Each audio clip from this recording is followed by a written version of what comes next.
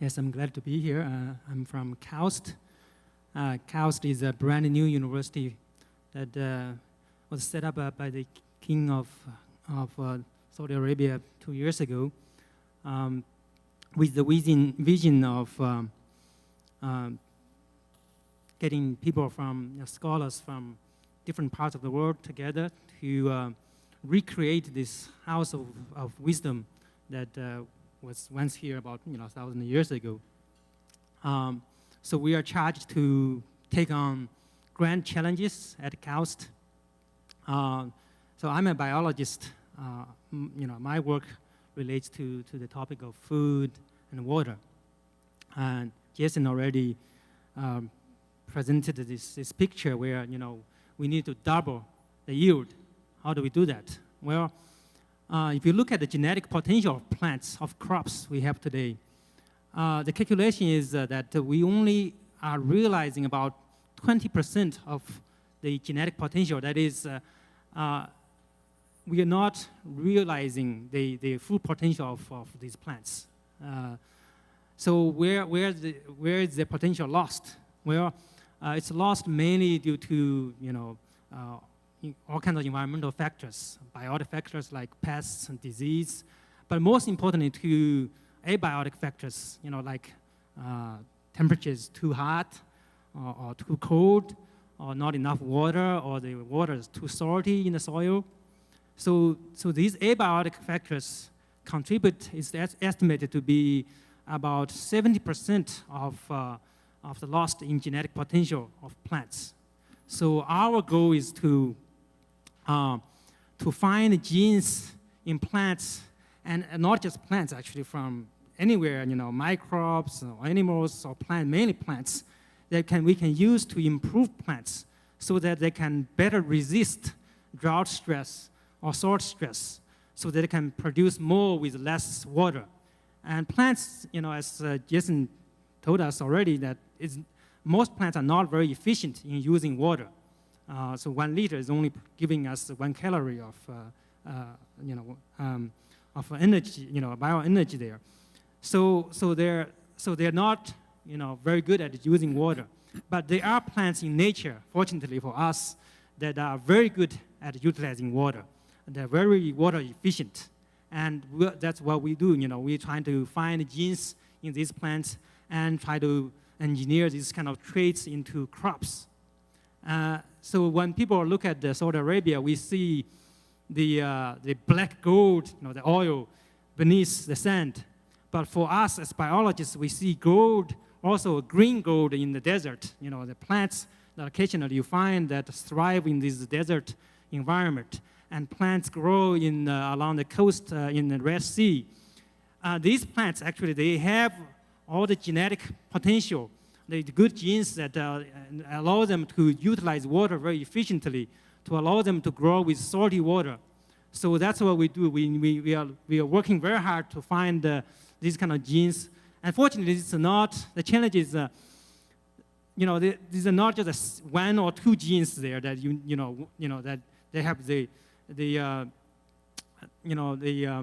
wonder genes that can give us this trait. What we are learning is it's hundreds of genes there that we need to improve these plants. So it's to us, actually, it's a big challenge. It's a technical challenge, but it's a big one, just like cancer for medical research. It's a very complex problem, but it's an exciting challenge. And now I think it's a really good time to get into this, because we have all the tools, the genomic tools that we know that everybody knows that it's advancing very fast. Just 10 years ago, you would need $1 billion to sequence a human genome. Quite a number of millions of dollars to sequence a plant genome. Now, we only need a few $100,000 to sequence a complex genome.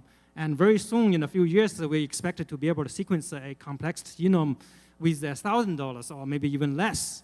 So with these kind of genomics technologies and other associated technologies, I think we are able now to tackle these big problems, to really find the mysteries, the secrets in these plants that thrive in the desert, in the Red Sea, and and other very interesting plants like resurrection plants that they get dried and die, but when you water them, they get back to life again.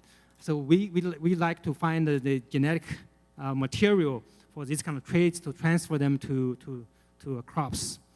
And of course, the challenge for our scientists, it's not just a technical one, but there's another challenge that is the funding challenge. So most, all of us know that the research capabilities, are still most advanced in developed countries, in America and in Europe. But unfortunately, in these developed countries, there is still plenty of food. So there is a luxury there that there is not a whole lot of pressure to put a lot of, for the government to invest a lot on this kind of research. Unfortunately, though, that developing countries like Brazil and China and India that are having more bigger problem with food security, so they realize that it's really important to invest in this area. These countries like China are investing a lot, and their research capabilities in this area are advancing very fast. And also in Saudi Arabia, this clearly is a problem. This with food security and water shortage. So that's I think for me, I'm really grateful that this kingdom is willing to invest to build a cows, to build this plant stress genomics research center. I think it's the first type of kind of this center in the world to focus only on this topic, to mine the genes that we can improve crops, so that one day we will be able to get the same yield but with half of the amount of water, or maybe even less. And I might say that this is not just an academic curiosity. This is really a civilizational issue, because as we know that there is this climate problem we are facing. In 30, 50 years, the planet we live in going to be quite different. The hot weather here, the dry environment may become quite normal in many places in the world. And then we think about the current crops we have. I think most of them will not be able to yield anything by that time. So this civilization is going to face this life or death issue. This is actually not the first time the civilization has faced this issue. More than 5,000 years ago, according to archaeologists, the great Sumerian civilization, not far from here, declined and eventually, collapsed because of mainly of soil salinity problem. This abiotic stress related to drought, to too much salt in the soil. Because when you irrigate crops, then the water you use is not pure water. It always has some kind of salt in it, and the water will eventually evaporate, so directly evaporate, or through plant transpiration will be lost. But the salt will accumulate there. Over time, it will accumulate to a higher level that will inhibit plant growth. That's what happened with the Sumerians. They had a great agriculture with irrigation that fed the population, but then they start to have this salinity problem that developed over time, that they could not grow the wheat anymore they wanted. And then they started to grow barley, but barley, because it's more tolerant to salt stress. But eventually the salt accumulated to such a high level that even barley could not grow anymore, so that the population basically was starved, and then they just gradually just disappeared. So we certainly don't want to this happen again to human civilization, to this modern civilization. So I think this is our challenge. Thank you, Jian.